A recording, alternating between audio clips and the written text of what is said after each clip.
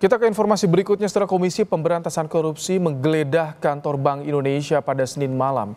Penggeledahan di kantor Bank Indonesia diduga terkait penyalahgunaan dana CSR. Bank Indonesia membenarkan penggeledahan oleh Komisi Pemberantasan Korupsi.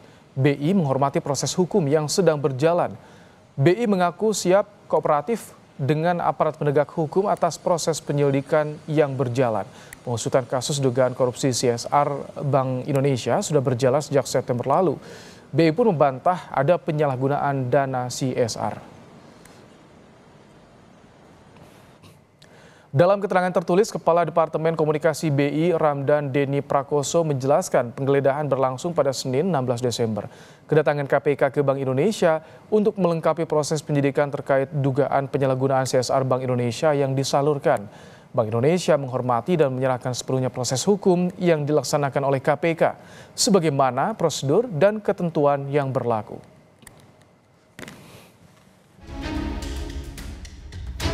Sebelum penggeledahan di kantor BI, Komisi Pemberantasan Korupsi telah mengungkap soal kerja mereka mengusut perkara dugaan penyalahgunaan dana CSR di Bank Indonesia.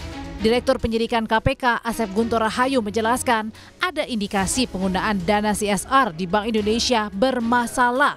Diduga tidak digunakan sepenuhnya untuk kepentingan CSR, namun ada dana yang digunakan untuk kepentingan pribadi. Atau KPK sedang mengusut perkara ini. Baru sampai di situ jawabannya. Kalau itu digunakan sesuai dengan peruntukannya, tidak ada masalah. Yang menjadi masalah adalah ketika dana CSR itu tidak digunakan sesuai dengan peruntukannya. Artinya ada beberapa, misalkan CSR-nya ada 100, yang digunakan hanya 50, 50-nya tidak digunakan. Yang jadi masalah itu yang 50-nya, yang tidak digunakan tersebut. Gitu. Dan ini digunakan misalkan untuk kepentingan pribadi. Nah itu yang menjadi masalah. Kalau itu digunakan misalkan yang tadinya untuk bikin rumah ya bikin rumah, bangun jalan ya bangun jalan, ya itu nggak jadi masalah gitu. Tapi menjadi masalah ketika ya tadi, mungkin bisa dipahami ya, arahnya ke situlah. September lalu, Bank Indonesia telah membantah adanya penyalahgunaan dana CSR. Gubernur Bank Indonesia Peri Warjio memastikan program CSR dikelola dengan ketentuan proses pengambilan keputusan berjenjang. Pemberian CSR di BI hanya diberikan kepada yayasan yang memenuhi syarat, bukan individu. Proses yang kami lakukan dalam CSR selalu berdasarkan tata kelola, ketentuan, dan prosedur yang sudah berlaku.